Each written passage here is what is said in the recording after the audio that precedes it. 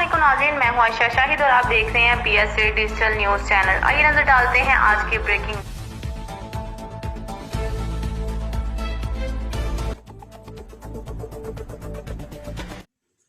لاہور میں پاکستان تحریک انصاف کے عہدیداران نے CCPO لاہور غلام محمد ڈوگر سے اہم امور پر میٹنگ کی ہے، جس کی تفصیل آپ کو ہم بتاتے ہیں۔ پاکستان تحریک انصاف کے لاہور کے پریزیڈنٹ غلام محی الدین، دیوان، general secretary Lahore Mehar Wajid Azeem, vice chairman شکایت سیل وزیر اعلیٰ Punjab Nasir Salman, secretary general Samanabad town Mian Amjad Iqbal, general secretary Data Ganj Bakhsh town Mian Ali Rashid, general secretary Gulberg town Rana Shehryar اور لاہور کے تمام ٹاؤنز کے صدور اور سیکرٹریز نے ملاقات کی۔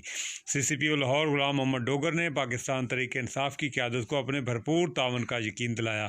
میٹنگ میں اس بات پر اتفاق کیا گیا کہ اہم امور لاہور سٹی کو مکمل طور پر کرائم فری سٹی بنائیں گے، اور میٹنگ میں CCPO نے کہا کہ ہم تمام کام میرٹ کی بنیاد پر اولین ترجیحی بنیادوں پر کریں گے۔